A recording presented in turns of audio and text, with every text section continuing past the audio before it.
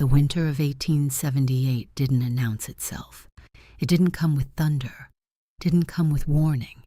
It came the way the worst things always do, quietly, patiently, like something that had been waiting a long time and finally decided it was done, waiting. Arden Voss was 19 years old, standing in the yard of a broken house, counting logs. 38. He counted them twice. The number didn't change. 4 months of winter ahead. 38 logs between his little brother and the cold that killed men twice his age. He stood there a long time, just breathing. Inside, Stellan was asleep, 14 years old, thin shoulders, still trusting his big brother the way children trust the sun, without thinking about it, without needing a reason. Their father was 2 years in the ground, their mother 4 months. The town of Harrow Creek had already decided what was going to happen to these 2 boys, and the man who ran this town, the man who owned the mill, the lumber yard, and every warm fire between here and the creek, he was making sure of it. But there are things powerful men cannot buy, cannot burn, cannot take, because some things get passed down in ways that have nothing to do with money. Somewhere under this house, in a rusted iron chest buried in frozen earth, their father had left something behind. He had known this day would come. He had prepared for it. Not with gold, not with land, with knowledge, the kind that outlasts the man who carries it. Maybe you felt it too, that moment when everything is gone, and the only thing left is something someone who loved you quietly placed in your hands before they walked out of the world. This is that kind of story. Stay with me. The winter of 1878 didn't announce itself. It never did. Not out here. Out here in the Dakota Territory, winter didn't knock, didn't warn, didn't give you time to prepare or pray or say goodbye to the version of yourself that existed before it arrived. It just came, quiet, patient, absolute, like a creditor who had been waiting a very long time and had finally run out of goodwill. Arden Voss was standing in the yard when he felt it. That first shift in the air, that particular stillness that wasn't peace. It was the stillness of something enormous, holding its breath. He was 19 years old, broad across the shoulders, hands already roughened beyond his years, eyes the color of creek water in autumn, gray-green and serious, always serious. The kind of eyes that had learned too early that the world doesn't reward men who look away. He was counting logs. 38. He counted them again. 38. The number sat in his chest like a stone. 4 months of winter. Maybe more. The old-timers in Harrow Creek had been muttering about this one for weeks. Said the geese left early. Said the creek ran different. Said the sky had a particular shade of yellow at dusk that meant something bad was building up north, something continental, something that didn't care about the difference between a well-built house and a poorly built one. 38 logs. He did the math the way you do math when you already know you're not going to like the answer. It wasn't enough, not even close. The house behind him was his father's work. Darrow Voss had built it in the summer of 1873, 3 weeks after arriving in Harrow Creek with a young wife, $200, and a particular kind of hope that only men who have survived terrible things can carry. The kind of hope that isn't optimism.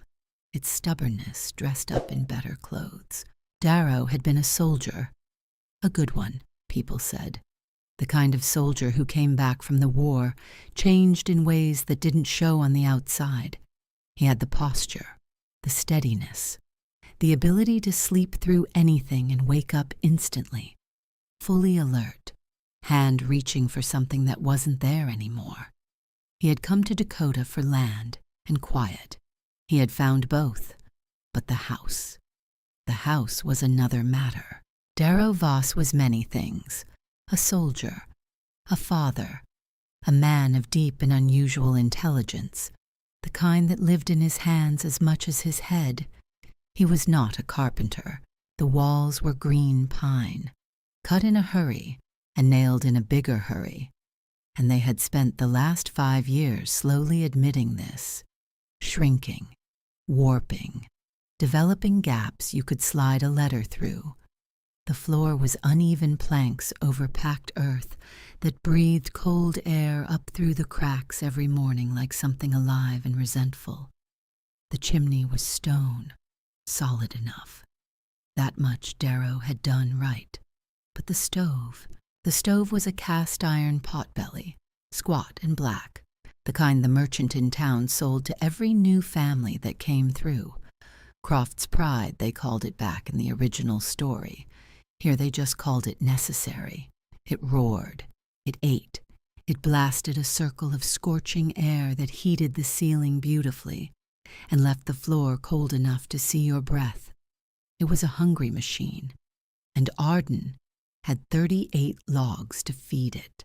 He heard Stellan before he saw him. The sound of boots on loose floorboards, uneven, young, the particular rhythm of a 14-year-old who had not yet learned to move through the world quietly. How many? Arden didn't turn around. Go back inside. How many, Arden? Not a question. Stellan had stopped asking questions that way about 3 months ago, right around the time their mother died. Something in him had shifted then, hardened just slightly around the edges, like green wood beginning to understand what it means to bear weight. Enough, Arden said. A pause. That's not a number. It's enough of an answer. Another pause. Longer this time. Arden could feel his brother standing in the doorway behind him, doing his own math. Stellan was 14, not 4. He could count logs same as anyone. 38 isn't enough, Stellan said finally. Arden closed his eyes. No, he said. It isn't. Stellan Voss was 14 years old and looked 11. That was the thing people noticed first.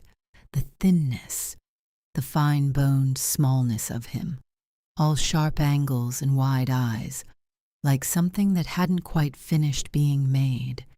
He had their mother's coloring, dark hair, pale skin, the kind of face that showed every feeling before the brain could decide whether to allow it. He felt things first, thought about them second. Arden was the opposite. This had caused exactly as many arguments as you would expect between two brothers sharing a broken house in the middle of nowhere. But under the arguments, under the frustration and the silence, and the weeks when they barely spoke, there was something else. Something that didn't have a clean name. The kind of bond that forms not in the easy times, but in the impossible ones, forged in the particular heat of shared loss. Their father, 1876. Their mother, July of this year, 4 months ago. The summer sickness. It moved through the territory fast and quiet, and it took 3 people from Harrow Creek, and their mother was one of them. She was there on a Wednesday, gone by Friday. That was the thing Arden couldn't stop thinking about. In the dark, in the quiet, in the early mornings when the cold came up through the floorboards and he lay still pretending to sleep. How fast, how completely without ceremony, how the world just kept going. Harrow Creek was not a cruel town. That was the thing Arden had to keep reminding himself. It wasn't cruelty, it was fear. Fear dressed up as practicality. Fear wearing the face of common sense. The people of Harrow Creek were not bad people. They were tired people. Frontier tired. The specific exhaustion of men and women who had bet everything on a hard land and spent every season wondering if the bet was going to pay. They didn't have room for other people's trouble, and the Voss boys were nothing but trouble. Or so the story went. It started with Darrow's death. a wound from the war that never quite healed, flaring up in the winter of 1876, taking him slow and then fast, in the way those things do. People came to the funeral, said the right words, brought food, and then they waited for the widow to sell, for the boys to be taken in by someone, for the whole complicated situation to resolve itself into something simpler. Instead, Maren Voss had stayed, stubborn, quiet, capable Maren, who ran the house and tended a small kitchen garden and sold eggs and never asked anyone for anything, until the sickness. After Maren, the whispers changed. Cursed house.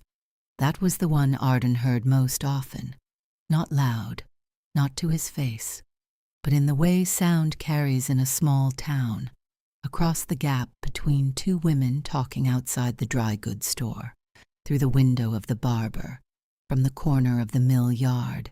Cursed house, cursed land, cursed family. Poor boys, won't last the winter. And underneath that pity, barely hidden, almost respectable, what a shame about that land by the creek. Corbett Drummond owned the mill. He also owned the lumber yard, 3 of the 6 commercial buildings on the main street, and a large, well-built house on the north end of town, with a proper stone foundation and glass windows in every room. He was not a subtle man.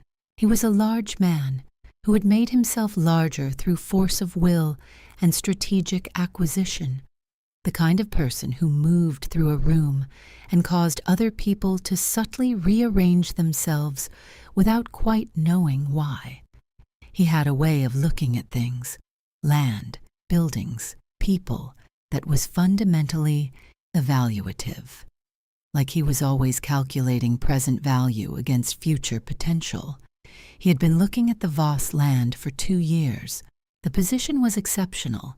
The creek access alone was worth 3 times what Darrow had paid for the whole parcel. Drummond had made one offer, politely to Maren, 6 months after Darrow died. She had declined, politely. After Maren died, he waited what he considered a respectful amount of time, 3 weeks. Then he sent a man.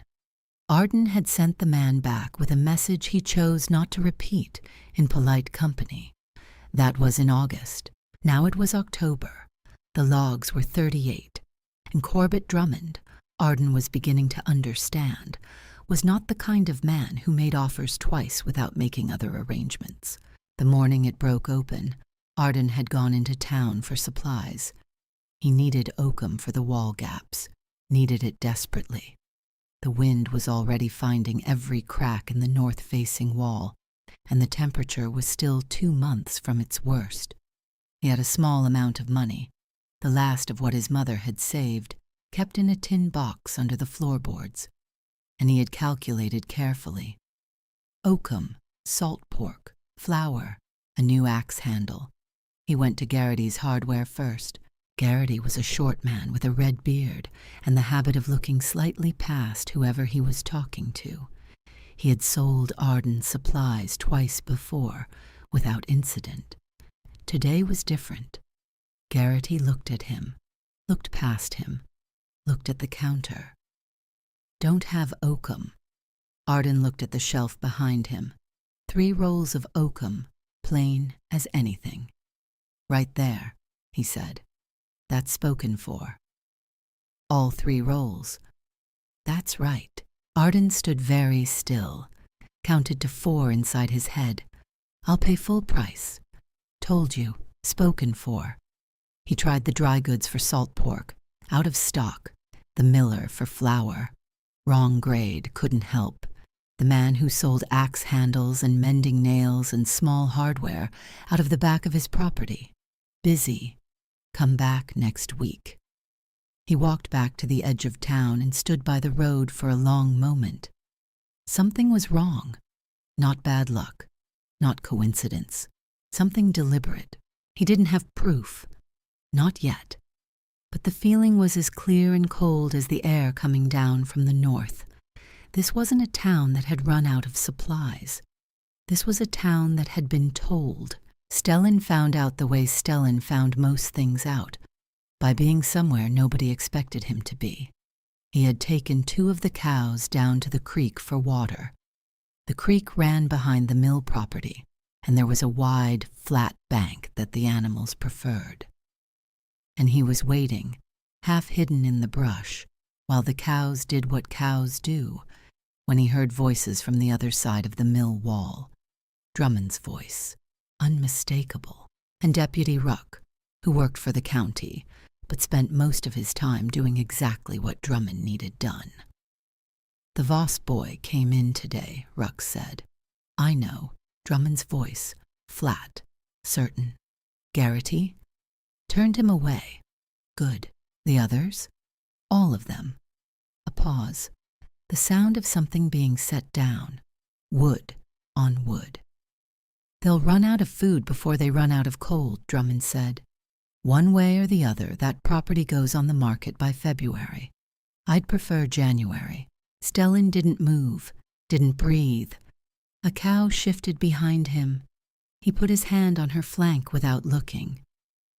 "The older boy's going to cause trouble," Ruck said. "Let him." Drummond, almost amused. "Where's he going to cause it? Who's going to listen?" Stellan stood in the brush for a long time after the voices moved away.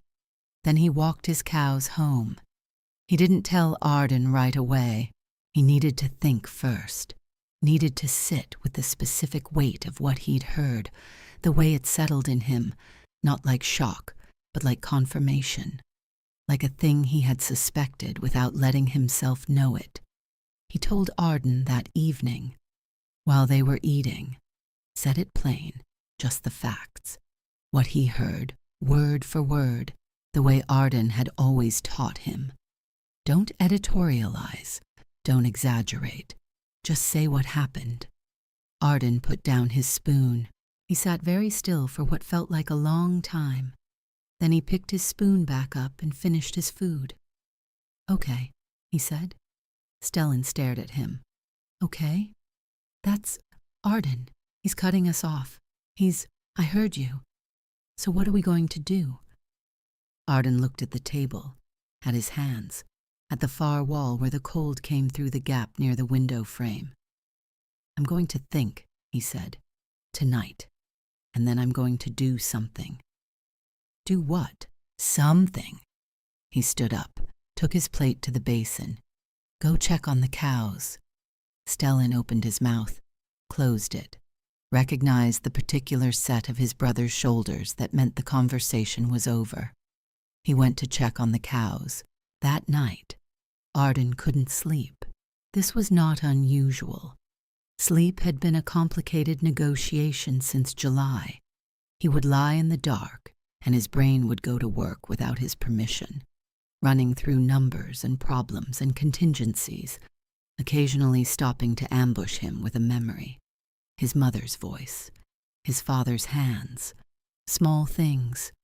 The particular way a room sounds when someone who was always in it is suddenly, permanently, not. He lay on his back and stared at the ceiling and thought about 38 logs and Drummond's voice and the oakum he couldn't buy and the winter building itself up north, like a slow-moving army. And then he thought about the chest, the iron chest. He hadn't thought about it in months. Hadn't let himself. It was down in the crawl space under the back of the house, accessible through a hatch in the bedroom floor, the kind of place that stayed cold even in summer. Darrow had put it there. Before he died, he had been very specific about one thing. He had taken Arden aside. Just Arden, not Stellan. Stellan had been 9 and Darrow had made a judgment call about what a 9-year-old needed to know, and he had said it quietly and without ceremony. "There's a chest in the crawl under the house. Iron chest. Keys in my boot. Left one. Inner pocket. It's for the 2 of you. But don't open it until you need it." Arden had been 16. He'd wanted to ask what that meant. Until you need it. Darrow had already turned away. Arden never asked. He hadn't opened it when his father died. Hadn't felt like need, exactly. Had felt like grief, enormous and unmanageable, but not need. Hadn't opened it when his mother died either. Had been too raw for the first weeks, and then too numb, and then too busy holding the household together to sit with whatever was in a box. But tonight was different. Tonight he was lying in the dark with 38 logs, and a man who was quietly starving them out, and a brother asleep in the next room who still trusted him with both their lives. Tonight felt like need. The key was where his father said it would be. Inside the left boot, inner pocket. A small brass key, heavy for its size, warm from years of sitting against leather. It had the particular quality of objects that have been waiting. A density, a patience, a sense of readiness. Arden took the lantern, lifted the hatch, went down. The crawl space smelled of frozen earth and time. It was low enough that he had to move on his hands and knees, the lantern swinging, throwing shadows that lurched and steadied and lurched again. The chest was in the back corner, iron, as promised, riveted sides, a solid lock, the kind of construction that meant whoever built it expected it to survive things. It was not large, maybe 18 inches long, a foot deep, but it was heavy when he dragged it forward, heavier than its size. He sat cross-legged on the cold earth, put the key in the lock, turned it. The click was the sound of something opening that had been closed for a very long time. Inside, a wool shirt, folded carefully, dark blue, worn soft, his father's. Under that, a small leather roll, engineering tools, compass, protractor, a straight edge made of polished wood, and then the journal, thick, leather cover worn smooth at the corners, pages densely filled in his father's handwriting, which was the handwriting of a man who had taught himself to write as an adult, deliberate, precise. The letters formed with the same careful attention he brought to everything that mattered. Arden opened it at random. A drawing, cross-section of something, a structure, dense and complex, with a serpentine channel running through its center, notes in the margins, measurements, temperatures. He turned back to the beginning, and there, tucked inside the front cover, was an envelope. His name on the front, Arden, just that, in his father's hand. He sat for a moment with it in his hands. Then he opened it. The letter was 3 pages. Darrow Voss was not a man of many words, but the words he chose were specific and true, and he had apparently decided that 3 pages was what this required. Arden read it twice. Sitting on the cold earth in the crawl space with the lantern burning down. The first time he read it for information. The second time he read it because he couldn't stop. The letter said this: "The house is not built well enough to survive a serious winter. I know this. I built it wrong and I didn't have time to fix it before my health gave out. I'm sorry for that. A man should leave his sons better than he leaves himself. The journal has everything you need. I've been working on this design for 2 years. It comes from the Moravian builders who came through the territory in the 60s. They built stoves that weren't stoves, hearths of stone and clay that held heat, the way the earth holds warmth. I adapted their design for this house, for exactly this situation. It will take work, more work than you think. But the materials are mostly free. River stone from the creek, clay from the blue bank upstream, sand from the South Bend. What it costs is time and stubbornness. You have always had both. There is one thing I want to tell you that has nothing to do with building. You are going to be told that what you're doing is foolish. People will say it doesn't make sense, that you should take the easy way, that you should sell or leave, or accept what the stronger men have decided for you. Don't. Not because the house is worth dying for. It isn't. No piece of land is worth that. But because the moment you let someone else's certainty replace your own judgment, you lose something that is very hard to get back. Your own belief in what you see with your own eyes. I built this design for you. Trust it. Trust yourself. The wood gives fire. The stone gives warmth. One is a shout. The other is a promise. I love you both. Keep Stellan close. Your father. Arden sat in the crawl space for a long time after he finished reading. Not crying.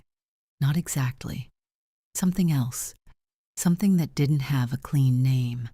The particular feeling of being reached across the distance between the living and the dead, and found, located, known.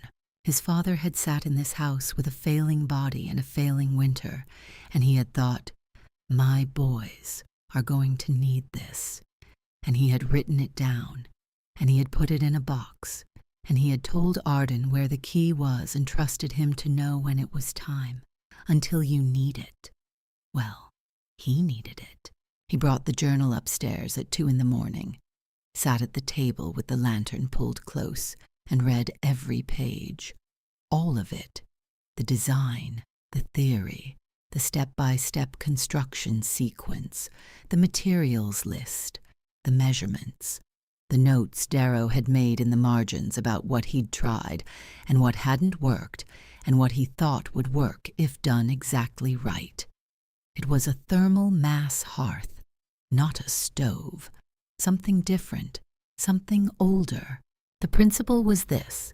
Instead of burning wood hot and fast and blasting heat into a room that immediately lost it through every gap and crack, you burned a small, very hot fire in a specially constructed firebox, and you forced the heat to travel through a serpentine channel, a lung, his father called it, built from dense river stone and clay. The heat couldn't escape until it had paid for the passage, given up most of its energy to the mass of stone around it. And that stone, 2 tons of it, his father estimated, for a house this size, became a battery. A slow, patient, enormous battery. It absorbed the heat, and then it released it, not in a roar and a blast, in a long, steady, quiet radiation that lasted 24 hours from a fire that burned for 2 or 3, a fraction of the wood, 4 or 5 times the warmth. Arden read it 3 times. Then he sat back and thought about 38 logs. 38 logs with this hearth would last most of the winter. He woke Stellan at dawn. This was not a decision made lightly. Stellan needed sleep. Stellan was 14 and growing, and the summer's losses had left him with a hollowness behind the eyes that worried Arden in ways he didn't let himself examine too closely. But this couldn't wait. Get up. Stellan surfaced from sleep with his usual gracelessness, all confused limbs and protest. What time? Early. Get up. I need to show you something. He put the letter in Stellan's hands first, watched his brother read it, watched the sleep leave his face, replaced by something else, something that moved through several stages, confusion, then understanding, then a particular kind of ache that Arden recognized because he had felt it himself, sitting in the crawl space in the dark. Their father had known, had prepared, had reached forward through time and said, I see you. I see what's coming. Here. Stellan folded the letter carefully when he was done, set it on the table, smoothed it with his hand once, gently, like it was something living. He knew, Stellan said. He knew. A silence. The whole design is in the journal, Arden said. I've read it. I think I understand it. It's going to take weeks of work, hard work. We're going to need stone from the creek, clay from the north bank, sand from the south bend. and we're going to need to tear out the existing fireplace. Stellan blinked. Tear it out. Down to the foundation, yes. That's the only source of heat we have. I know. Arden, if we tear it out and the new thing doesn't work, then we'll have a problem. Yes. Stellan stared at him. Arden stared back. He built this for us, Arden said. He sat in this house while he was dying and he designed us a way out. I'm going to trust that. A long pause. Then Stellan got up and put his boots on. No more argument. Just that. It was one of the things Arden loved most about his brother, though he never said it. The fireplace came down on a Tuesday. Arden took the first swing with the sledgehammer, and the sound of it rang through the small cabin like a judgment. The stone cracked. Dust rose. Stellan stood in the doorway and watched with an expression that was either faith or fear, possibly both. The sound carried, and Martha Pell, who lived a quarter-mile east, heard it and came to see. She stood in the yard with her coat clutched at her throat and her face arranged into an expression of horrified concern. "What in God's name?" she said. "Rebuilding," Arden said without stopping. You'll bring the chimney down. You'll have no heat at all." Mrs. Pell. He set the hammer down, looked at her directly. "I appreciate your concern. I'm going to need to keep working." She looked at the hole where the fireplace had been, looked at Stellan, looked at Arden. "Your father was a stubborn man," she said. "Yes, ma'am." She shook her head and walked back the way she'd come. By the end of the day, the word was out. The next morning, Arden started hauling stone. 3 miles to the creek, 3 miles back. The wheelbarrow was his father's, the wheel slightly warped, the whole contraption making a sound like an argument with every rotation. He was looking for river stone specifically, dense, smooth, the kind that had been polished by water for a long time and had the particular weight of things that have absorbed a great deal over many years. He knew what he was looking for because his father had described it. He found it in the second bend of the creek, where the water ran slow and the stones lay in piles along the bank like they'd been sorted. He spent the first day learning to read them, lifted hundreds, kept dozens, loaded them carefully, aware of the wheelbarrow's limitations. The trip back took twice as long as the trip out. He did it again the next day, and the day after.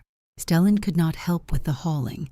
His size made the loaded wheelbarrow too unstable, but he was not idle. He had taken over the house completely. Cooking, water, firewood management, the animals. And he had quietly begun doing something else. The families at the edge of town, the ones Drummond had no particular use for. The Halsey family, 7 people in a 2-room house, surviving on almost nothing. Old Werner Haas, who was German and stubborn and had never been comfortable with how things ran in Harrow Creek. 2 or 3 others. Stellan began trading with them. Milk from their 3 cows in exchange for materials. Not the materials they needed most. Those were locked up tight by Drummond's arrangement.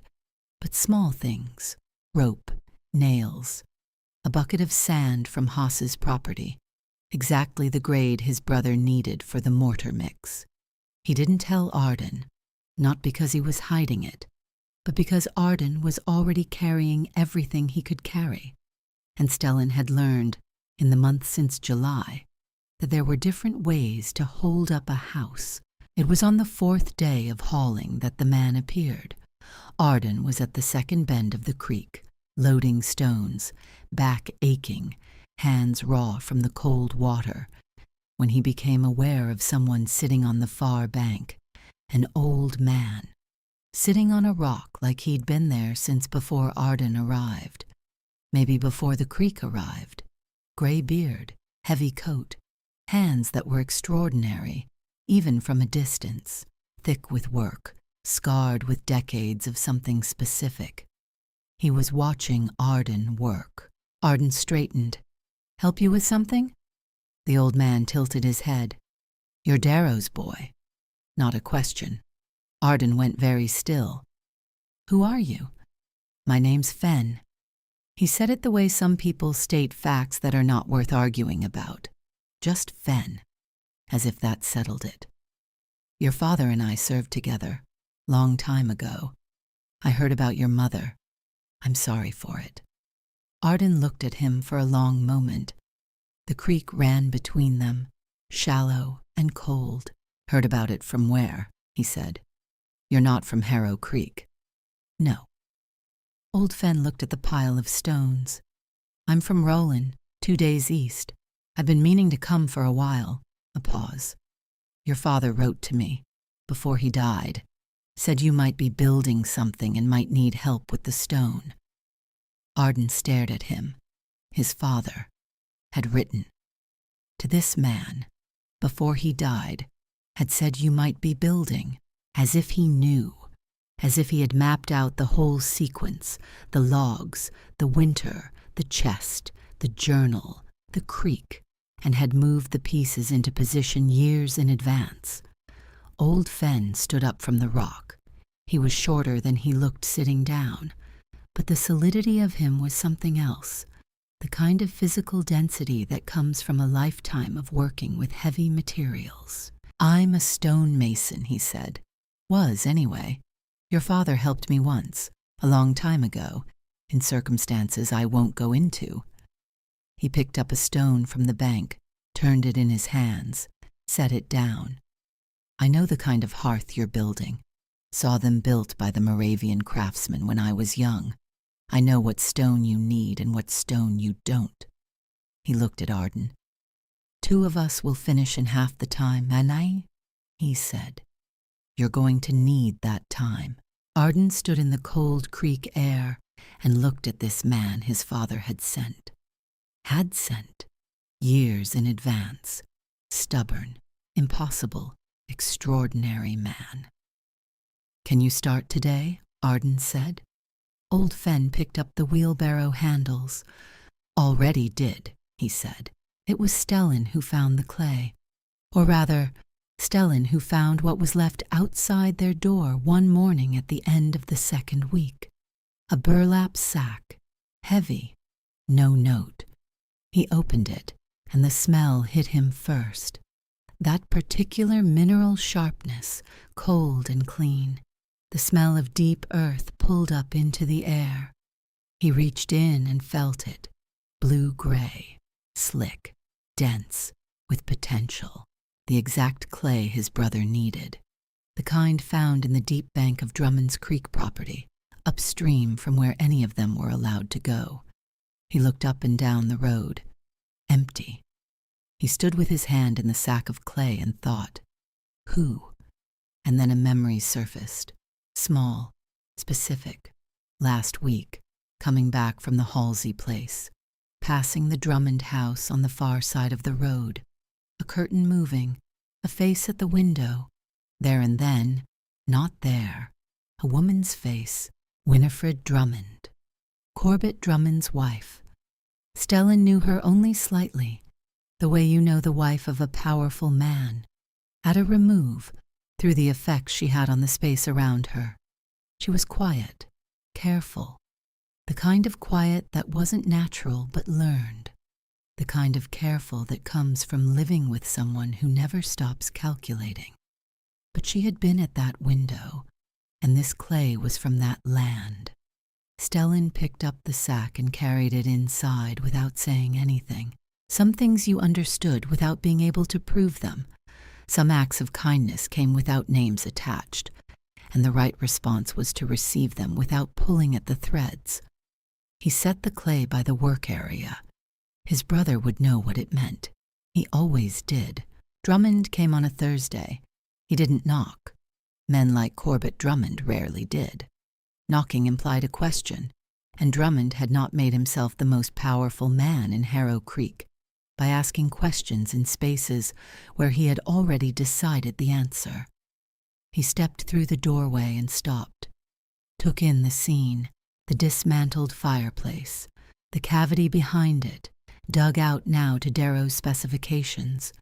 4 feet deep, 6 wide, 6 high, smelling of cold earth and clay.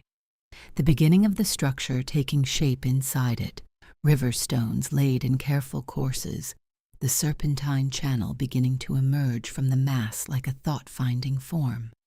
Old Fen, who was laying stone in the cavity, did not look up. Arden, who was mixing clay and sand on a tarp on the floor, did stop, set down his tools, stood. Drummond walked in slowly, looked at everything with the particular gaze of a man assessing property. He kicked at a pile of river stones, ran a finger along the clay wall of the emerging structure, shook his head, the slow, sorrowful headshake of a man performing disappointment. "Voss," he said, not a greeting, a label. "Drummond." Arden kept his voice flat. "I came out here expecting to find 2 boys in need of help." Drummond turned, taking in the full scope of the work. "Instead, I find this." A pause. "What exactly is this supposed to be?" "A hearth." Drummond laughed, short, humorless. The laugh of a man who has already decided how this ends. "That is a hole in your wall, filled with mud and rock. It will not draw. It will fill this cabin with smoke." He moved to the center of the room, turning slowly. "You had a perfectly functional stove, boy. You got rid of a modern appliance and replaced it with—" "The stove used too much wood," Arden said.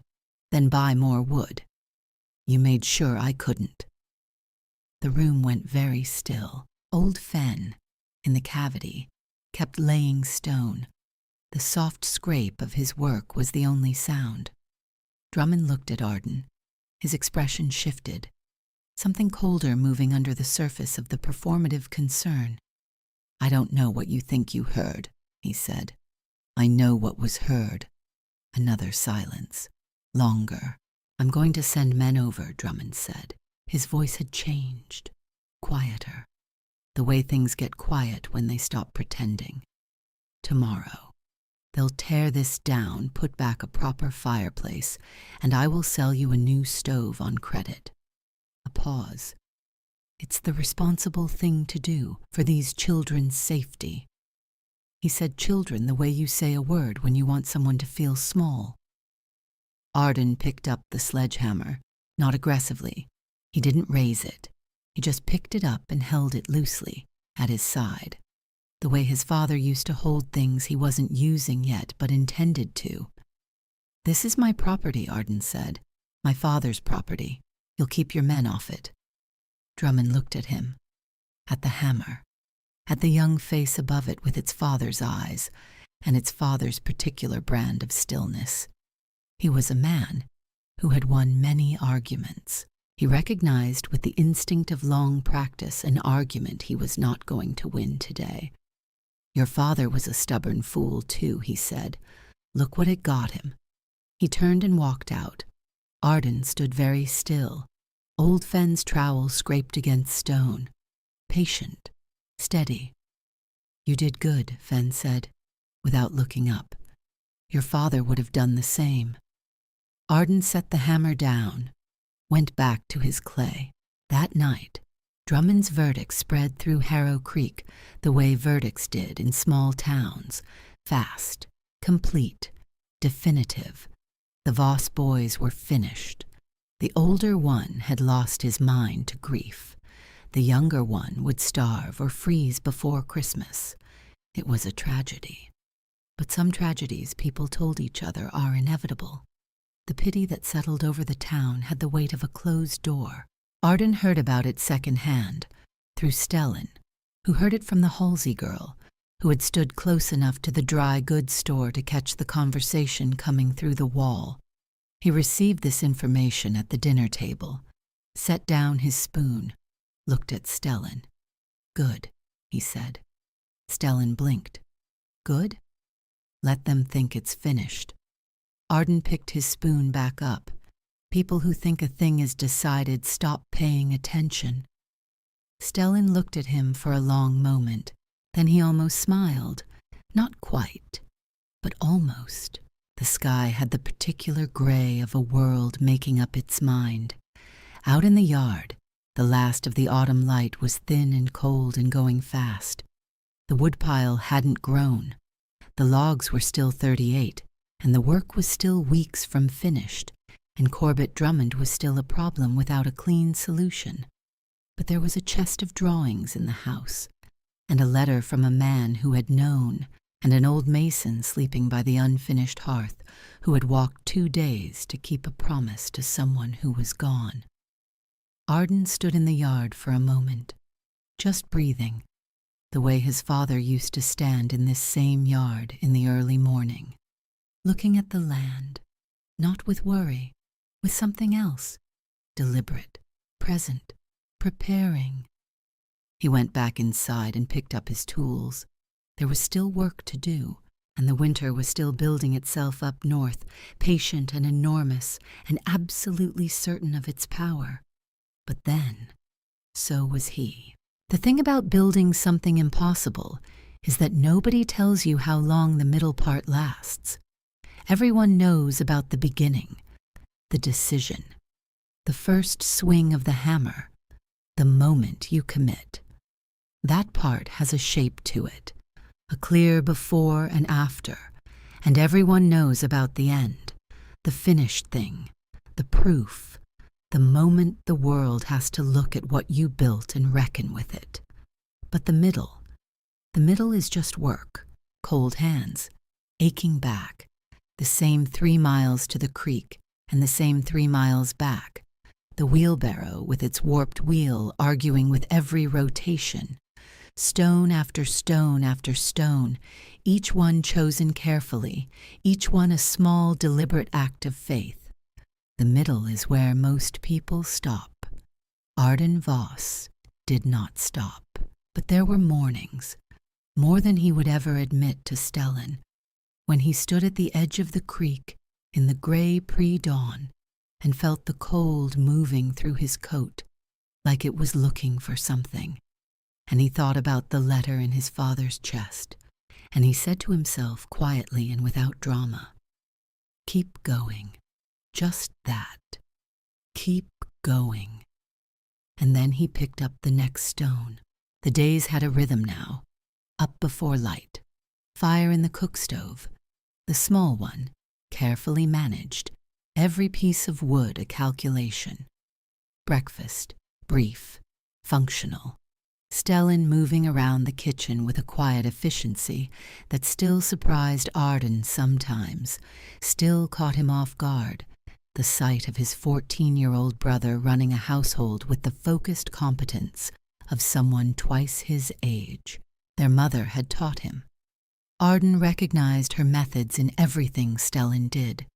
The way he stored food, the way he rationed, the particular economy of motion in a small kitchen, nothing wasted, nothing rushed. She was everywhere in this house, in ways that were painful, and in ways that were not comfort exactly, but presence, evidence, proof that a person could mark a place so thoroughly that even after they were gone, the place kept the shape of them. After breakfast, Arden would go to the creek.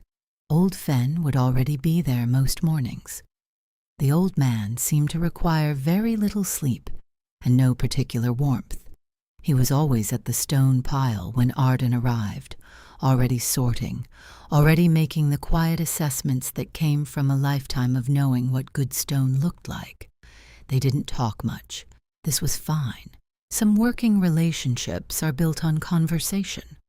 Theirs was built on the particular respect of 2 people who understood the same language, the language of material and craft, and the physical logic of how things held together.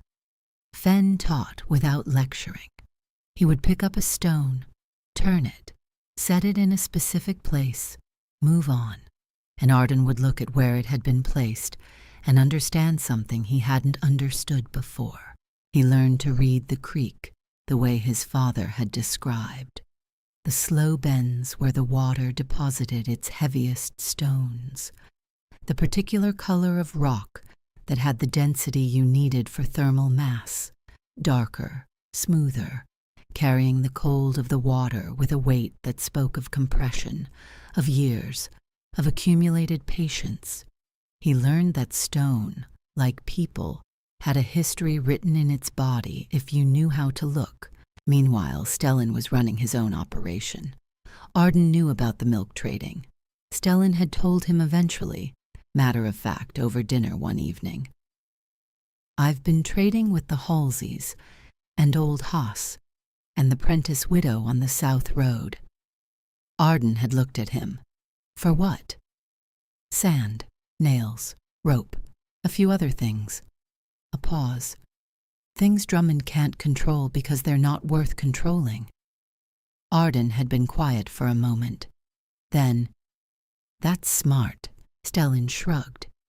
"It's math." It was more than math. Arden knew it.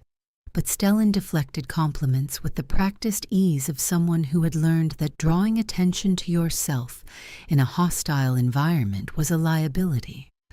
What Arden didn't fully know, what Stellan had not told him, not yet, was the other thing. The network, because that was what it was becoming. Quietly, organically. The families at the edges of Harrow Creek, the ones Drummond's arrangement had never much bothered with because they had so little worth taking.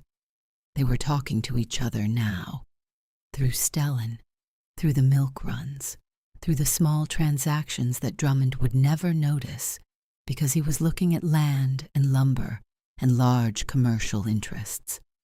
He wasn't looking at a 14-year-old boy with 3 cows. Nobody ever looked at the 14-year-old boy with 3 cows. This was, it turned out, a significant strategic advantage. The structure was taking shape. From the outside, if you didn't know what you were looking at, it looked wrong. That was the honest truth.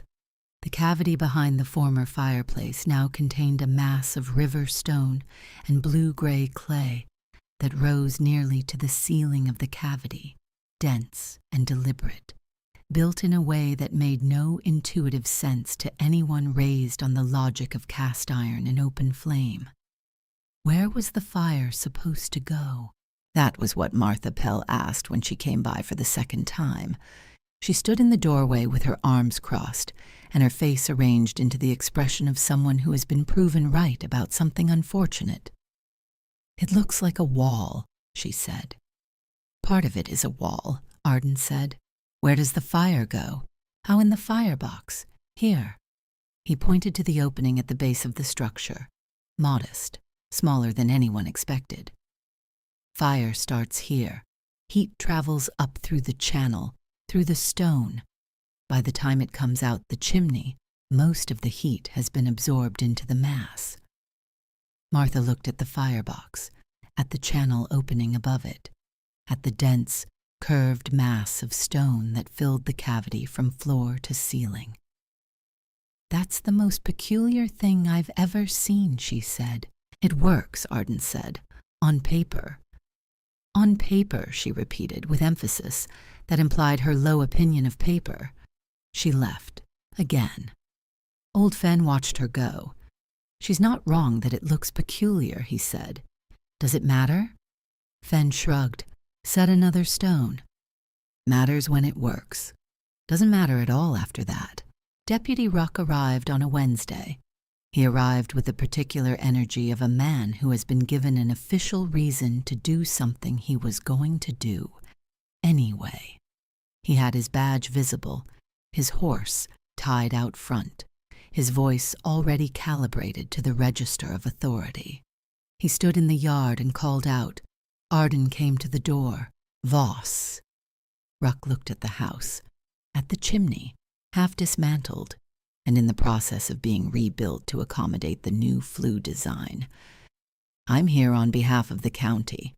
There have been concerns expressed about the structural integrity of modifications being made to this dwelling." Arden leaned against the doorframe. "What concerns?" that the work being done here is unsafe, creating a hazard. Ruck pulled out a folded paper. I'm authorized to issue a stop work order pending inspection. Authorized by who? A pause. By the county. Show me the county seal on that paper. Another pause. Longer. The work needs to stop, Ruck said. 3 days, then an inspection. By who? By a qualified... By Drummond? Ruck's jaw tightened. By a qualified assessor. Arden looked at the paper, looked at Ruck, looked at the sky, which was the color of pewter, and coming down. My father filed the deed on this property in 1873, Arden said. It's a private dwelling. The county has no jurisdiction over private dwelling modifications unless there's a formal complaint filed by name with the county clerk in Bismarck. A pause. Has that been done? Ruck blinked. Because if it has, Arden continued, I'll ride to Bismarck myself and speak to the clerk directly. And while I'm there, I might mention the informal arrangements some local business owners have been making regarding the supply of goods to specific households. The silence that followed had texture. Ruck folded the paper, put it in his coat. 3 days, he said, without conviction. Good day, deputy. Ruck rode away. Old Fenn appeared in the doorway behind Arden. Where'd you learn about county jurisdiction? My father's journals. He had a whole section. Arden turned and went back inside. I made up the part about Bismarck. Fenn looked at the road where Ruck had been. Then he made a sound that might have been a laugh. The first test of the flu came on a gray Saturday in mid-November. The structure was complete, or as complete as Arden could make it without the benefit of having built one before. The firebox, the primary channel, the serpentine passage through the stone mass, the secondary channel, the exit flue running up to the rebuilt chimney cap.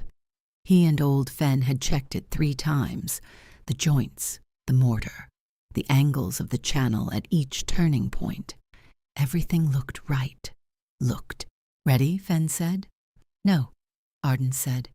He lit the fire anyway. Small fire, dry wood, hot and clean. He fed it carefully, watching the firebox, watching the draw. For the first 30 seconds, nothing.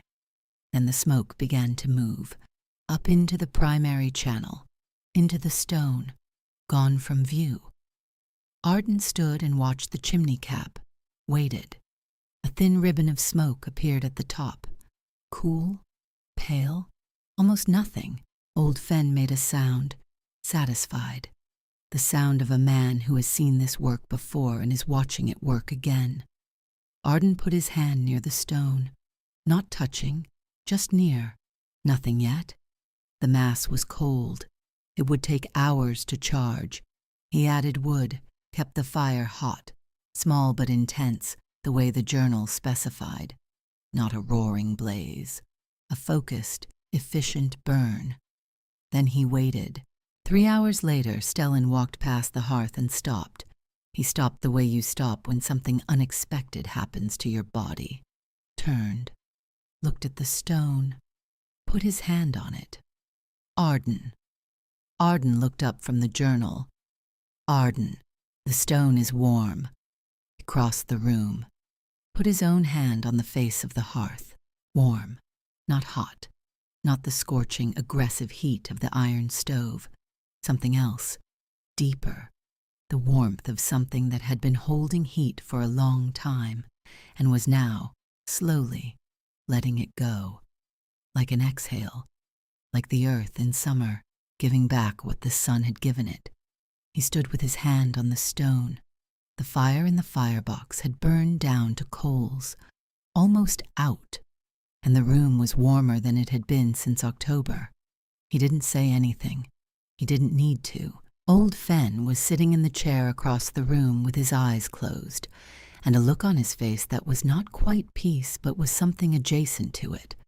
The look of a man who has done good work and knows it. It draws, Arden said. It draws, Fenn said. The mass is charging? Give it until morning, then you'll know. Arden looked at his brother. Stellan had his hand on the stone and was looking at it the way you look at something you don't entirely believe in yet, but desperately want to. Is this what Pa designed? Stellan said. Yes. It's... Stellan searched for the word, couldn't find it, tried again. It feels alive. They stayed up late that night, not because they had to, because neither of them wanted to sleep.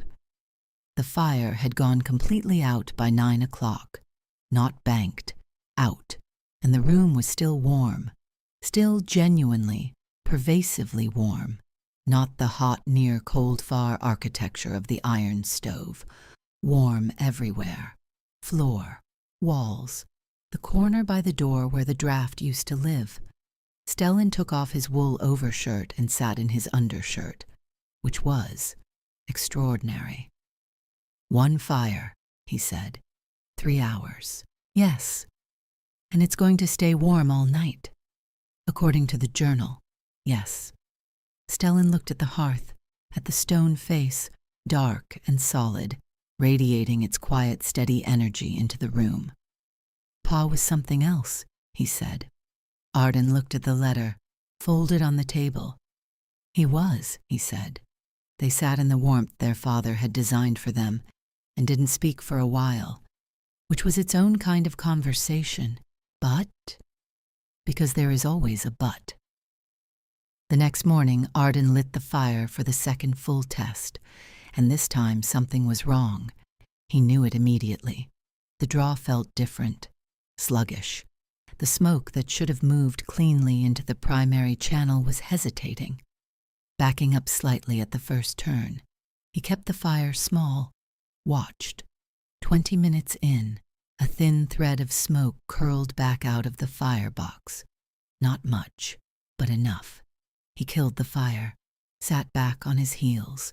Old Fen crouched beside him, both of them looking at the firebox opening, at the faint discoloration of returned smoke on the lintel stone. The second kink, Fen said. Arden already knew. He had been turning it over in his head even as Fen spoke. The second kink in the serpentine channel. The angle was too tight. In the first test, the fire had been hot enough to push through the resistance. In the second, a slightly cooler start had let the resistance win. I have to open it up, Arden said. 2 inches at least, probably 3. That means taking out 4 courses of stone on the east face. Yes. Arden looked at the work. 4 courses, days of laying. The mortar was cured now. It would take real force to undo.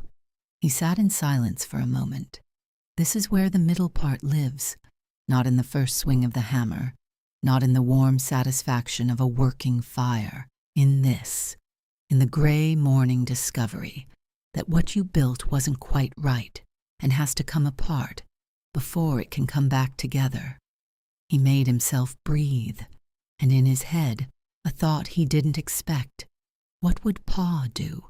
Not what would a man do, not what should I do. What would Darrow Voss do, standing here with a problem he had already accounted for, looking at work that needed redoing? He knew the answer. He'd pick up the chisel. That night, for the first time, Arden sat down with the journal and read every margin note.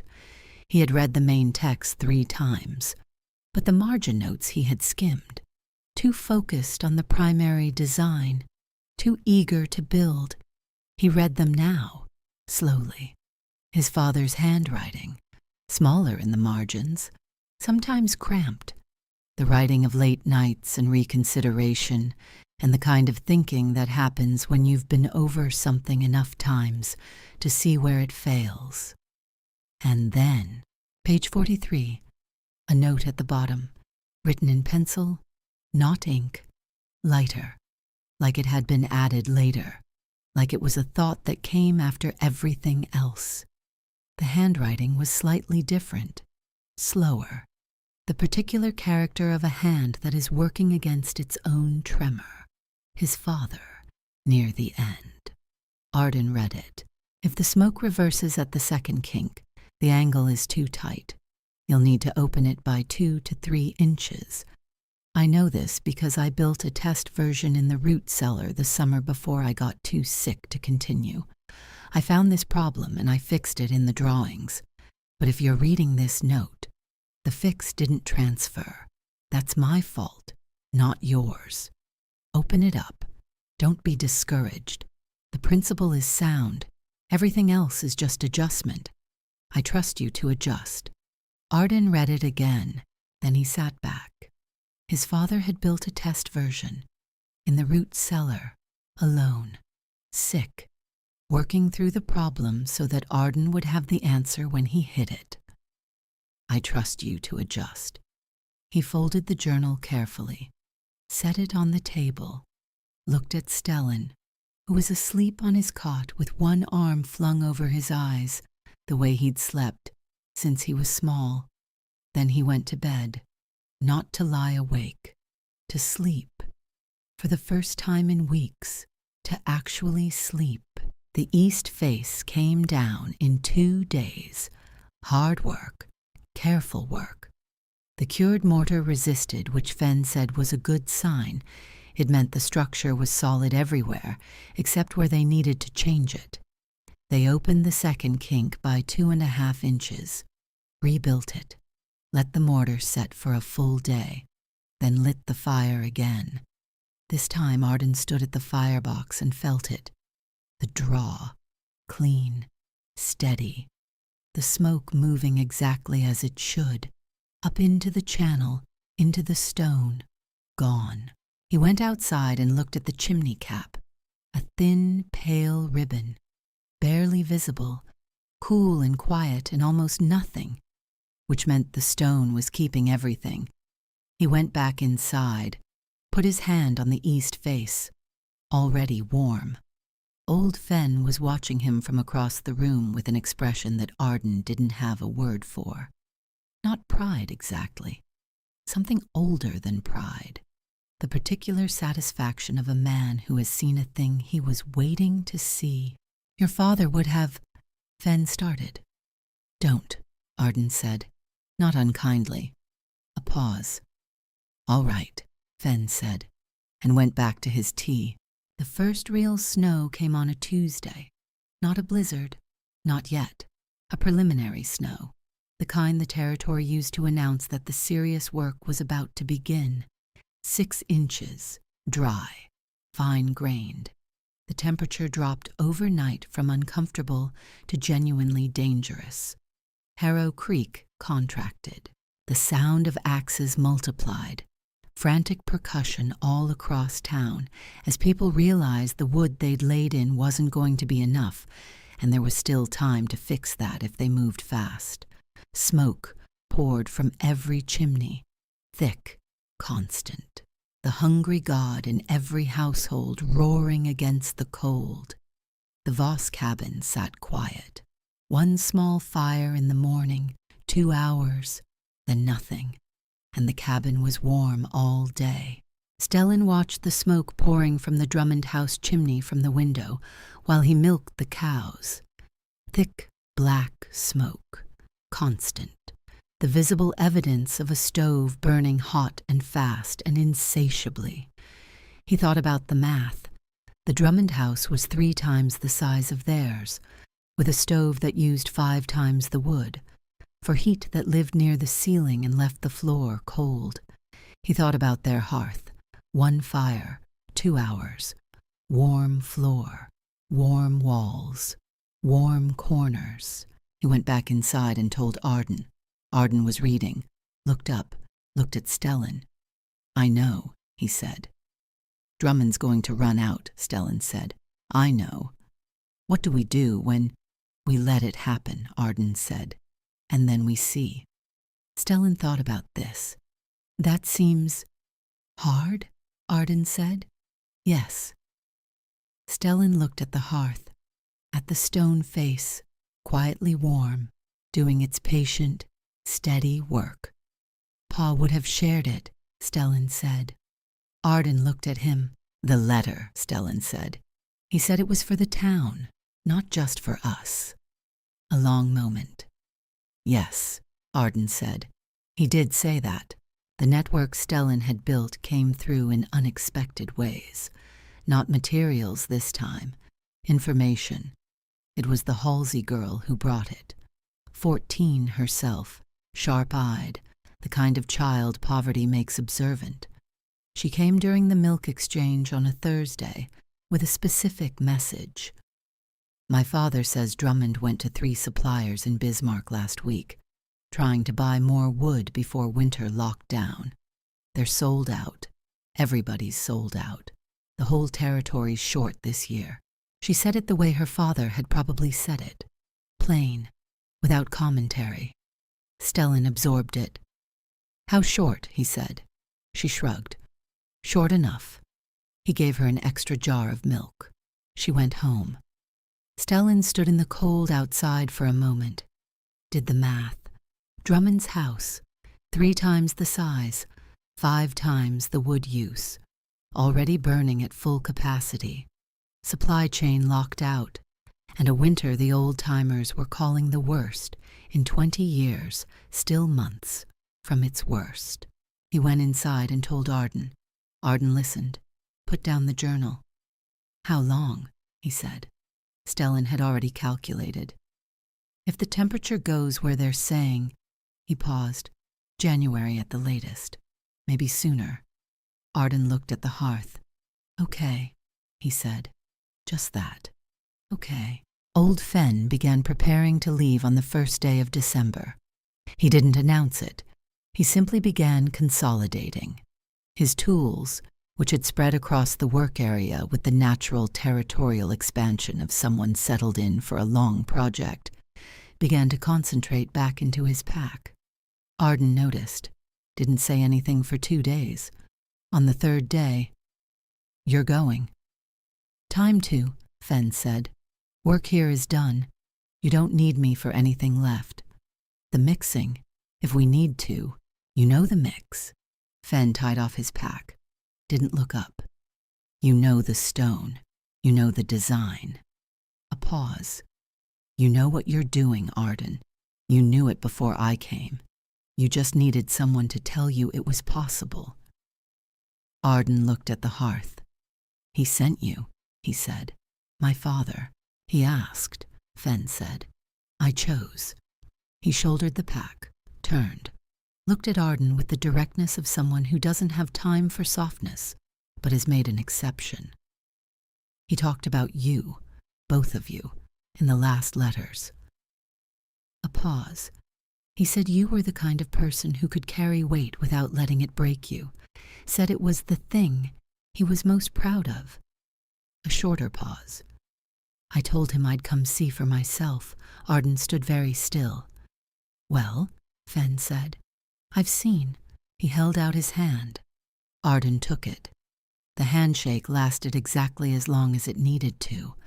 Then old Fen walked out the door and down the road toward Roland, 2 days east, and Arden watched him go until the road bent and the figure disappeared into the gray landscape. The second morning after Fen left, Arden found it. Not the clay this time. Something different. A small bundle on the doorstep, wrapped in cloth. He unwrapped it in the kitchen.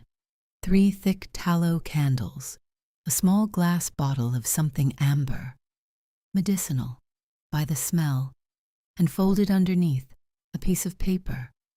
No name, no signature, just 4 words in careful handwriting. For the cold nights. Stellan came up beside him, looked at the items, looked at the handwriting. "Same hand as the clay note?" Arden said. There had been a note, brief, found tucked into the burlap sack weeks ago. He'd kept it. Stellan went to find it, came back, compared. Same hand, same paper. "Drummond's house uses that paper," Stellan said. "I've seen it. The bills of sale he gives the mill workers." They looked at each other. Winifred Drummond, Corbett Drummond's wife. Quiet woman, careful woman. The kind of careful that came from 20 years of being married to someone who moved through the world like a force. She was watching. She had been watching. And she was doing what she could from where she was. Arden folded the paper, put it in his shirt pocket. "Don't say anything," he said. "I wasn't going to," Stellan said. December deepened. The temperature didn't drop all at once. It retreated, advanced, retreated again, each retreat slightly colder than the last, the way a siege works, testing defenses, finding weaknesses. And then in the second week of December, it stopped retreating. The Arctic high came down from Canada, the way Arden's father had described in the journal, not as weather but as atmosphere. A change in the fundamental character of the air. The temperature fell through the floor of anything they had experienced. -20, -30. The sky turned the color of iron. The creek froze solid. The cattle in the small barn stood close together and exhaled visible clouds of breath that hung in the still air like slow thoughts. The town contracted further. Harrow Creek became a series of small fortresses, each household battening down, the space between buildings becoming genuinely hostile territory. Smoke poured from every chimney, except one. The Voss cabin put out its thin, pale mourning ribbon and then went quiet, and inside, the hearth told its slow, steady story in radiant warmth from floor to ceiling. Arden and Stellan wore shirts, ate hot meals. The animals in the barn were the biggest concern. Arden built a smaller version of the thermal principle into the barn wall, a simplified mass of stone that took 3 days to construct and kept the temperature inside the barn survivable. They were doing fine. This was not, in the wider context of Harrow Creek, a neutral fact. Word was traveling. Even in a town locked down by extreme cold, information moved. Through the few necessary trips for water, through the walls between neighboring properties, through the particular human need to know how others are faring when the world becomes a shared emergency. The Voss cabin had no smoke, which meant, by the logic available to everyone outside it, that the Voss cabin was cold, that the crazy experiment had failed, that the boys were huddled in their blankets or worse, except old Werner Haas, who had been one of Stellan's trading partners, lived close enough to observe, and he was not the kind of man to make assumptions when he could make observations. He had been watching the cabin, no smoke during the day, but light in the evenings, movement, the boys going in and out without the hunched, desperate quality of people in a cold house. The cow barn visited regularly, the animals audibly alive. Haas was 71 years old. He had come from Saxony in 1831, and he had built 3 houses in his life, one in Pennsylvania, one in Ohio, one here. He was not a man who arrived at conclusions quickly, but he was a man who trusted what he saw. He told his neighbor. Quietly. His neighbor told hers. The information spread in the way careful information spreads, slowly, selectively, among the people who needed it, not among the people who would take it to Drummond. It was Stellan who first noticed the change in how people looked at them, not the town at large, the edges, the Halsey family, the Prentice widow, 2 or 3 others. When Stellan came on his milk runs now, there was something different in the way they met him at the door, something that had shifted from the cautious neutrality of people doing a transaction they weren't entirely sure about. They looked at him like he was someone, not a curiosity, not an object of pity, someone. He mentioned it to Arden, couldn't quite describe it. Arden listened, nodded. Pa said it would happen that way, he said. In the journal, he said the knowledge would spread like a benevolent fire. starting with the people who had the least to protect. Stellan thought about that. Drummond doesn't know yet, he said. No. When he finds out, he won't find out from them, Arden said. They know better. He was right. They were eating dinner when the knock came. Not a knock, exactly. More like a collapse against the door, a body arriving at a destination it barely made. Arden opened it. The figure on the doorstep was covered in snow, large, broad, hunched against the cold in a way that made them look smaller than they were. It took a moment. Then Arden recognized the coat, the hat, the particular physical presence of a man who had never in Arden's experience looked anything other than certain and in control. Corbett Drummond was on his doorstep, covered in snow, shaking with cold. His face, that face of permanent evaluative authority, was something Arden had never seen it be. Afraid. Not performing fear. Actually afraid. Arden stepped back. Drummond stumbled inside. The warmth hit him visibly. Like a physical force. He stopped moving. Just stood there in the middle of the floor of the cabin he had spent 4 months trying to take, and the warmth touched him like something he had forgotten was possible. His face did something complicated. Stellan was on his feet, looking at Arden looking back. A fraction of a second, the whole conversation in a glance. Stellan went to the cook stove, got the pot, ladled broth into a cup. Drummond's knees buckled slightly. He grabbed the table edge, sat down in the chair by the hearth, the chair closest to the stone, and the heat came into him from behind, and the broth was in his hands, and he was shaking too hard to speak. He looked at the stone wall, at the hearth. No fire, no flame, just stone, just warmth. He looked at the ceiling, at the floor, at Arden standing in the center of the room watching him. "My children," Drummond said. His voice was barely there, cracked by cold and something else. "My house. How far gone?" Arden said. "The frost is on the inside of every wall. The stove—" He stopped. His jaw worked. "We're out of wood. I've been burning furniture." Stellan looked at Arden. Arden was still watching Drummond.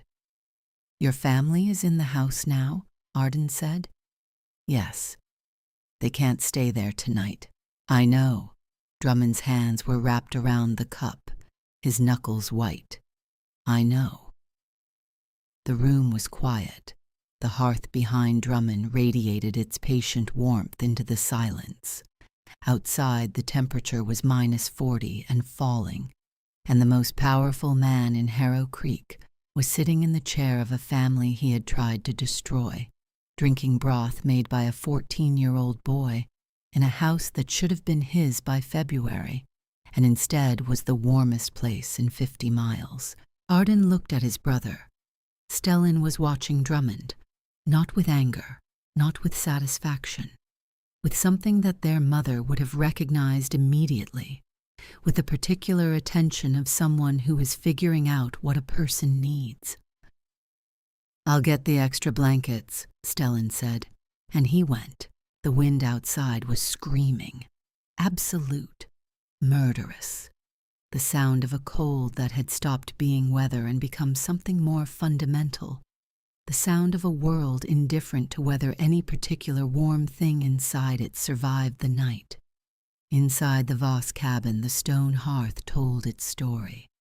Long, slow, steady, the way stories do when they are built right and given time, the way some things last. There is a moment in every impossible situation when the world stops pretending, when all the noise falls away, all the posturing, all the careful arrangements people make to avoid looking directly at the truth of things. The Great Freeze of 1878 was that moment for Harrow Creek. It arrived without ceremony, without the theatrical build of a proper storm. It simply descended, a continental weight of Arctic air that settled over the Dakota Territory like a hand pressing down. Patient, absolute, the kind of cold that didn't attack, didn't rage, it just stayed, minus 38 degrees Fahrenheit on the morning of December the 14th, a number that meant nothing until it meant everything, until the mercury in the thermometer outside the Garrity hardware store dropped below its lowest marking and just kept going. People would talk about that morning for the rest of their lives, the way the air hurt, not cold like a January morning hurts, cold like a verdict, like a thing decided. The creek froze to the bottom. Trees cracked open with sounds like rifle shots. A horse left untended outside the mill for 20 minutes, died where it stood. The town of Harrow Creek looked at itself and understood, possibly for the first time, what it actually meant to live here, what it had always meant, and what it cost when you got it wrong. Corbett Drummond had gotten it wrong. He knew this now, completely, without the protective cushion of rationalization that had insulated him from this knowledge for months. He sat in the chair by the Voss hearth, the chair he had now occupied for 3 hours, and the warmth coming through the stone at his back was the most specific sensation he had ever felt. Not just physical, something else underneath it. The warmth of being wrong and surviving long enough to know it. His wife was coming. Stellan had gone, quietly, without being asked, without making a production of it. He had simply put on every layer he owned, taken the lantern and said to Arden, "I'll bring them." Arden had looked at his 14-year-old brother standing in the doorway in the minus 40 dark, preparing to walk a mile in the killing cold to collect the family of the man who had spent 4 months trying to destroy them. He had said, "Take the rope, tie it to the porch post, don't let go of it." Stellan had nodded and gone. Drummond had watched this exchange without speaking. He had no language for it. Nothing in his vocabulary of commerce and authority and strategic advantage had prepared him for this particular thing. A boy walking into the cold to help his enemy's children. Just walking out there, without hesitation. Arden put more wood on the fire. Not for warmth. The stone would handle that for hours. For light. For the particular comfort of visible flame when the world outside was the temperature of a verdict. He made coffee, the real thing, one of the last of their supply kept for necessity. This was necessity. He set a cup in front of Drummond. Drummond wrapped his hands around it. His hands had stopped shaking in the last hour. The warmth had gotten into him, into the deep places where the cold had been sitting and doing its slow, terrible work. He looked at the coffee, at the cup, at the table, at the grain of the wood, and then he said something that Arden did not expect. "This was your mother's table." Arden looked up. "I knew your parents." Drummond's voice was different, quieter, the voice of a man who has taken off a coat he's been wearing so long he forgot it was a coat. Before the mill started doing well, when we were all just trying to get through the first years." A pause. "Your mother used to bring things to new families. When someone arrived, food, blankets." He looked at his coffee. "She brought things to us when we first came." Arden was very still. "I forgot that," Drummond said. "Somewhere along the way I forgot that." The fire snapped, shifted. The stone radiated. Neither of them spoke for a while. Stellan came back with the Drummond family 40 minutes later. 4 of them, Winifred and 3 children. The youngest, a girl of about 7, was carried by her mother, limp with cold and half asleep. The 2 older boys, 11 and 9, came through the door with the stiff, careful movements of people whose bodies have been fighting for a long time and are very tired. Winifred Drummond stepped inside. She had the look of a woman who has been managing an emergency with everything she had, and is now, finally, in a place where she can stop managing for a moment. Her face showed everything it was usually careful not to show: relief, exhaustion, and something else. She looked at the room, at the warmth, at the stone hearth. She looked at Arden. "Thank you," she said. "Just that." Arden nodded. She looked at her husband. Something passed between them, a look that had the density of 20 years inside it. Not accusation, something more complicated. He looked away first. The children went to the stone immediately. This was the thing nobody planned for and everybody remembered afterward. The Drummond children, cold, exhausted, frightened, found the hearth the way children always find warmth, without instruction, without being told. The youngest girl, still half asleep, slid down from her mother's arms and walked directly to the stone face and pressed both palms flat against it and made a sound, small, instinctive, the sound of someone whose body has been waiting for exactly this. The older boy sat on the floor in front of it. Stellan, who had divested himself of his outer layers and was moving with the quiet efficiency of someone who has decided to simply be useful, brought them bread and the last of the morning soup. Heated, real food. The youngest girl ate with her hands still touching the stone.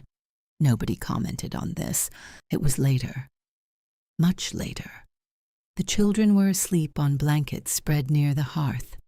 Winifred sat in the second chair, the one that had been Maren Voss's chair, though she didn't know this, with her hands folded in her lap and her eyes moving slowly around the room in the way of a woman taking inventory, not of objects, of something harder to name. Drummond was still at the table, Arden across from him, Stellan between them, nominally, though he had the particular talent of being present without announcing himself. Outside, the wind had found its full voice. The sound of it against the walls was the sound of something that had given up on subtlety. It pushed. It found the gaps. It worked at the corners and the eaves with the focused, relentless persistence of a thing that intended to win. The stone absorbed it all, radiated its quiet warmth into the room, kept its promise.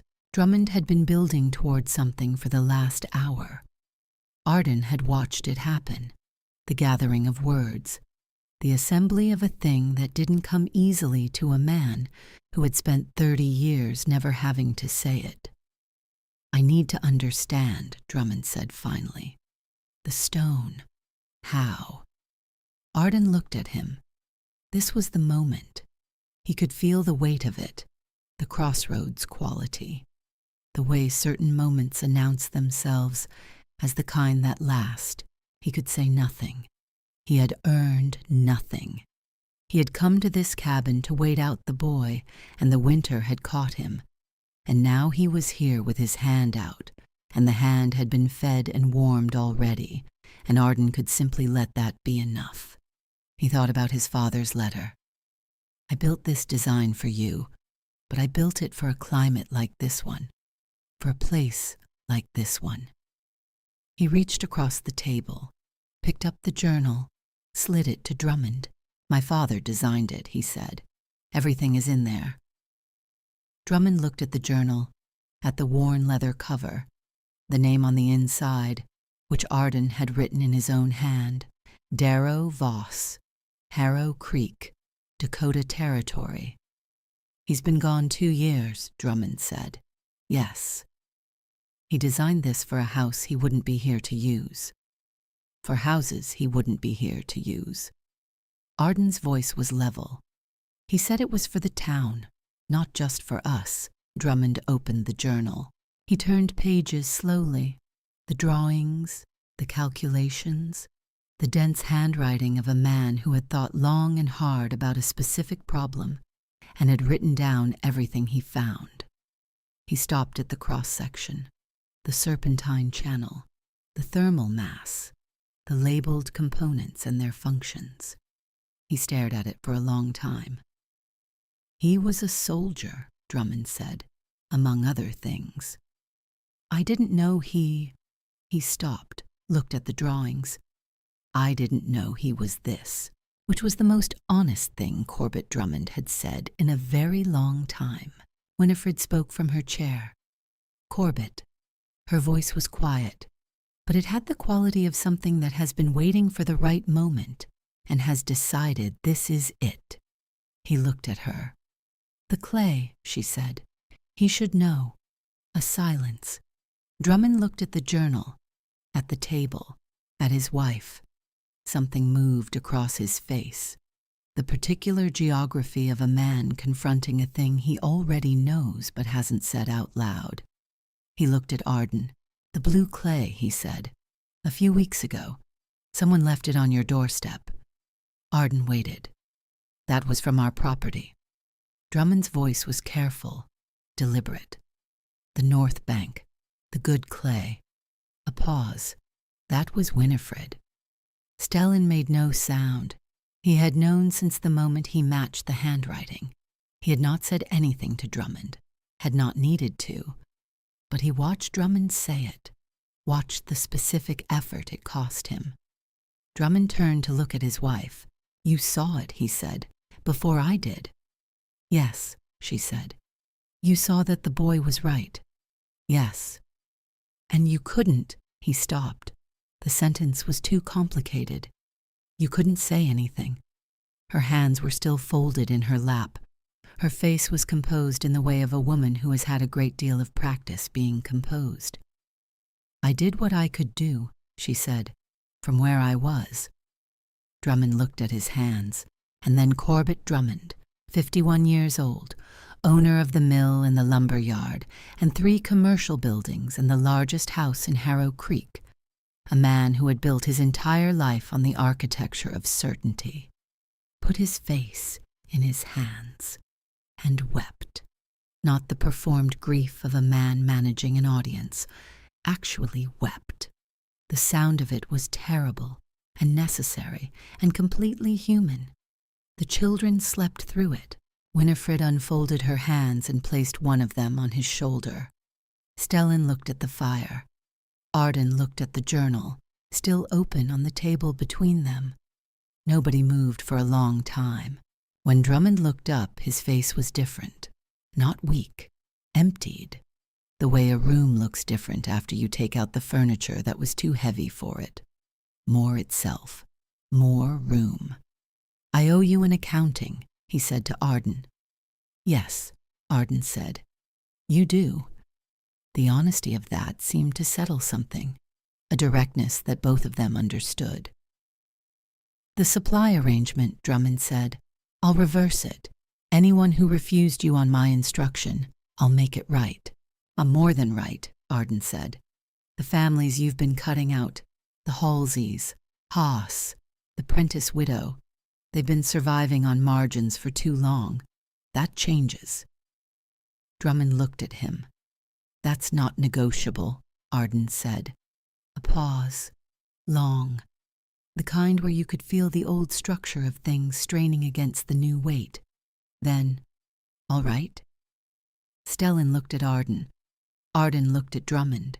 The journal is my father's work, Arden said. I'm not going to sell it, and I'm not going to own it. But I'll share it with anyone in this county who wants to build a Voss hearth. That's what he wanted. That's what we'll do. Drummond looked at the journal, at the cross-section drawing, the serpentine channel, the design of a man who had been dying and had spent his remaining time solving a problem for people he would never meet. I have men, Drummond said slowly. Skilled men. Masons, carpenters, resources. I know, Arden said. Together we could... He stopped, looked at Arden. If you'd allow it? A silence. The fire shifted. The stone held its warmth. Arden thought about a letter, about a chest, about a man who had sat in this house and planned for a future he wouldn't be part of. He put his hand on the journal. Pa wrote this for the town, he said. not just for us. He was clear about that. He slid the journal back toward the center of the table, between them, neither one's, both. So let's build it for the town. The freeze held for 9 days. 9 days of temperatures that rewrote what people thought they knew about this place.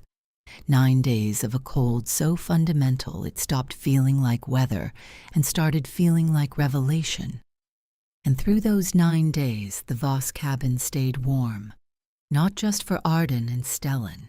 The Drummond family stayed for the first 3 days, sleeping near the hearth, eating from the Voss pot, the children learning, with the radical practicality of children, to simply be in this warmth without questioning where it came from. The youngest girl, her name was Clara, spent most of her time with her palms flat against the stone, like she was listening to it, like she had found a frequency that the adults were missing. On the second morning, Stellan caught her with her ear pressed to the stone face. "What are you doing?" he asked. She looked at him with the total candor of a 7-year-old. Listening to it talk. Stellan crouched down beside her, listened. There was something, barely perceptible, not a sound exactly, a presence. The deep, patient hum of mass in equilibrium, heat held and released, a building breathing. "What's it saying, Lanine?" he asked. She thought about this with great seriousness. "It says it's okay," she said. "It says it remembers."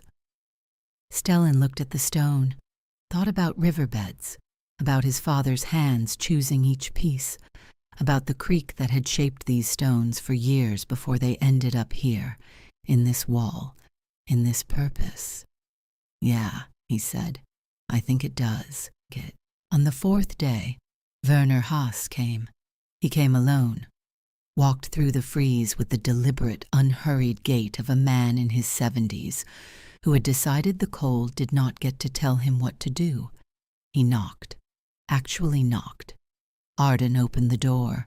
Haas stepped in, looked around, looked at the Drummond children arranged near the hearth like cats around a warm spot, looked at Drummond himself, sitting at the table with Arden's father's journal open in front of him, studying the drawings with the focused attention of a man doing real work, looked at the stone. Haas was from Saxony. He was 71 years old. He had seen masonry stoves in his grandmother's house in the village where he was born, had grown up with the smell of stone-held warmth, had forgotten it across 50 years and 3,000 miles and 2 new countries.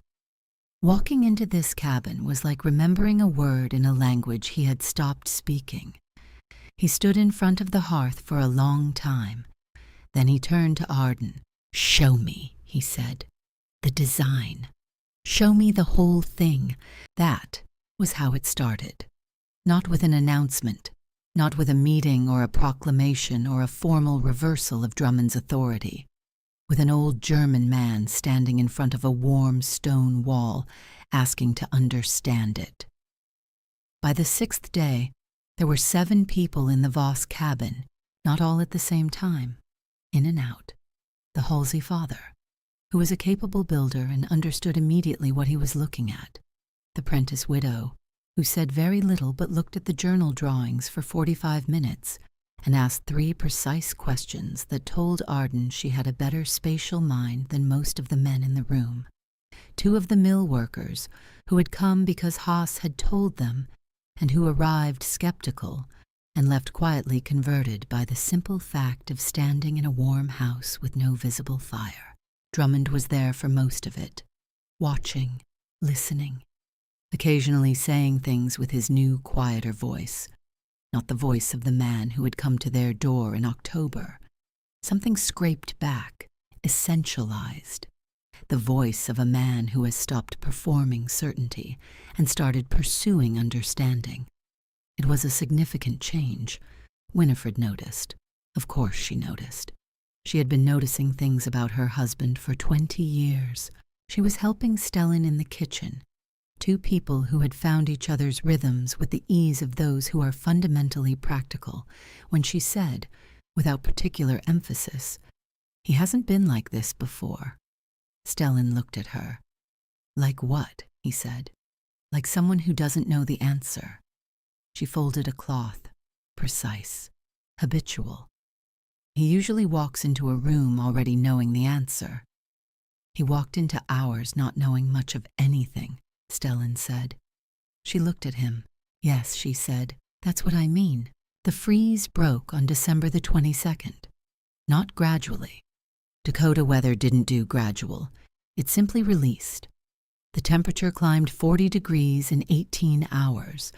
The ice on the creek groaned and cracked, and the air lost its killing quality and became merely cold, the kind of cold people out here could work with. Harrow Creek emerged, slowly, cautiously, like something that has been in a small dark space for a long time and needs a moment to believe the door is actually open. The damage was significant. 3 families had abandoned their homes during the worst days, moving in with neighbors. 2 structures had sustained damage from the cold. Pipes burst, foundations cracked by the freeze. The livestock losses were real. The wood shortage was real. But everyone had survived, which was not nothing, which was, in fact, everything. The first community meeting about the hearths happened on the 2nd day of the thaw. It happened at the Voss cabin, not because anyone formally designated it, because that was where the knowledge was, and knowledge, it turned out, is its own kind of gravity. 14 people crowded into a space built for 5. Nobody commented on this. Arden stood near the hearth with his father's journal and talked for 2 hours. He explained the thermal mass principle, the serpentine channel, the specific properties of river stone from the creek's second bend, the clay composition, the mortar mix, the firebox dimensions, the channel angles that couldn't be too tight. He explained it the way his father had written it, clearly, without condescension, as information that belonged to everyone in the room. Drummond sat in the back and said nothing, watching the people who had spent months treating him with careful deference, now leaning forward to catch every word from a 19-year-old boy in a worn wool shirt. He didn't look diminished. He looked relieved, like a man who has been carrying something very heavy for a long time and has finally been allowed to set it down. At the end, the Halsey father raised his hand. "When can we start?" Arden looked at the room. "Now," he said. "We can start now." That spring was unlike any spring Harrow Creek had known. The sound of it was different, not just the usual spring sounds, thaw, birdsong, the creek finding its voice again. Under all of that, through all of that, was a different percussion. The sound of chisels on stone, wheelbarrows on frozen ground turning to mud, the careful, methodical work of people building something that would last. Drummond opened the mill's resources, fully, without conditions. This surprised people. It surprised Arden least of all.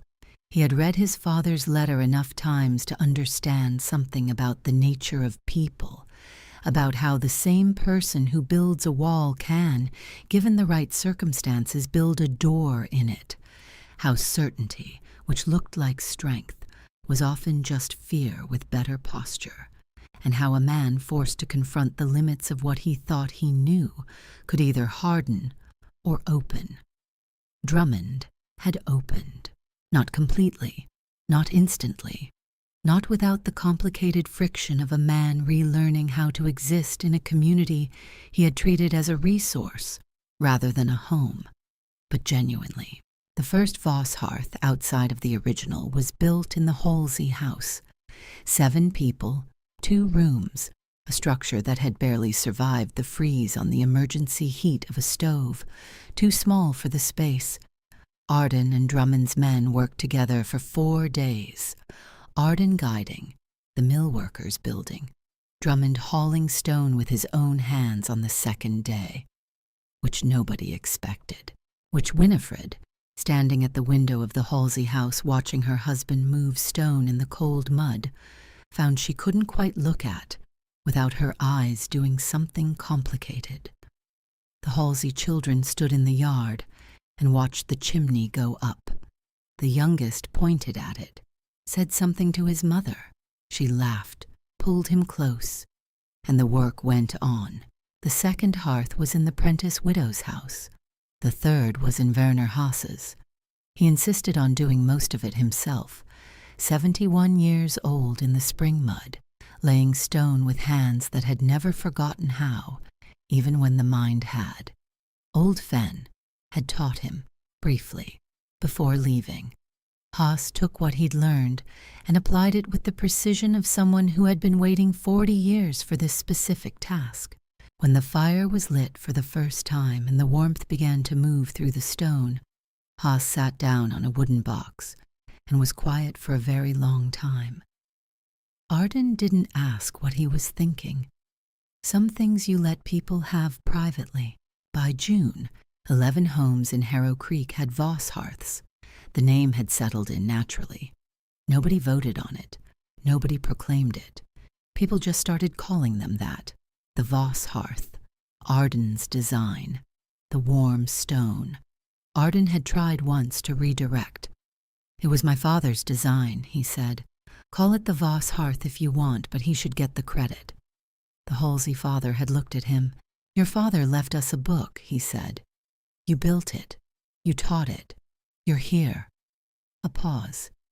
He'd want it named for the family, not just for him. Arden didn't argue further.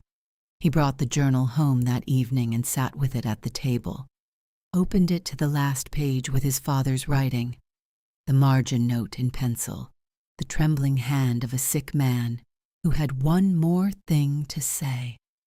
I trust you to adjust. He closed the journal, sat with his hands flat on the cover for a moment. Then he put it in the chest, carefully, and closed the lid. Not because it was done. It wasn't done. It would never be done. New families would come. New winters would arrive.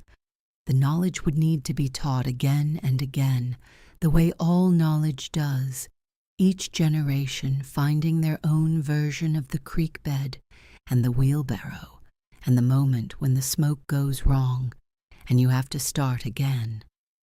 But the first thing was finished, his father's unfinished project, the work of a man who had known he was leaving before he was ready, who had loved his sons in the most practical, durable, lasting way he knew how, not with words, with a design, with a solved problem, with a chest in a crawl space, and a key in a boot, and a letter that said, I see you. I see what's coming. Here. The last thing happened quietly, the way the most important things usually do. It was a Sunday morning in late September, the first real cold of the next season, not dangerous but present, the kind of cold that was a reminder rather than a threat. Arden was in the yard when Deputy Ruck rode up. He had not seen Ruck since the man had come with his unenforceable stop work order in November, almost a year ago, a different life ago. Ruck got down from his horse, looked at the cabin, at the chimney, at Arden. He had the expression of a man who has been carrying something uncomfortable for a while and has decided today is the day to put it down. Drummond asked me to come, Ruck said. All right? He wanted me to. Ruck stopped, cleared his throat, tried again. He wanted someone official to be here for it, so there'd be a witness. Arden waited. Ruck reached into his coat, pulled out a folded document, set it on the fence post between them. He's transferring the North Creek parcel, Ruck said, the blue clay bank. He's putting it in common trust, for the town, accessible to anyone building a hearth. He looked at the document, back at Arden. He wrote a thing down, for the record, about the supply arrangement last year. What he did. A pause. He wanted it documented. Arden looked at the document. Didn't touch it yet. Why? He said. Nobody's asking him to. Ruck looked faintly uncomfortable, like a man delivering a message he understands but can't quite explain. He said, another pause. He said he wanted to do it right, whatever that means to him. A pause. I think it means something different than it used to. Arden picked up the document. Read it. The clay bank. The common trust. And at the bottom, in Drummond's handwriting, a statement. Direct. Without legal language designed to soften it. What had been done. What had been wrong about it. What he intended instead. A man writing himself into a different story. It was not nothing. It was, in fact, a great deal. Arden folded the document, put it in his pocket. Tell him thank you, he said. Ruck nodded, mounted, rode back toward town. Arden stood in the September cold for a moment, looked at the cabin, at the chimney he had rebuilt with his own hands from the foundation up, at the yard where he had stood almost a year ago, counting 38 logs and doing math that didn't add up. He thought about his father standing in this same yard, before the war came back for him, before the fever, standing here in the early morning, looking at the land in the way he used to, not with worry, with something else, deliberate, present, preparing. He thought about a woman he didn't know yet, in another state, who would one day say to her grandchildren, "My grandmother's family had one of those hearths, built by a man in Harrow Creek, kept the whole house warm on 3 logs. Can you imagine?" He thought about Clara Drummond with her palms on the stone. It says it remembers. He went inside.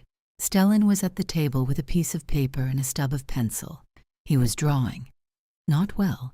Stellan had never been the one with their father's spatial instincts. The drawing was rough, basic, but recognizable. A hearth design, adapted, smaller than the original, the proportions adjusted for a single-room structure. "What's that for?" Arden said. "The Prentice boy is building a place on the South Ridge. He asked me if—" Stellan looked up. "If we could help him adapt the design for a smaller footprint." Arden looked at the drawing, sat down across from his brother. "Let me see," he said. Stellan slid the paper over. Arden looked at it, reached for the pencil, made a small correction at the second channel turn. 2 inches, he said. Not 1.5, otherwise the smoke reverses.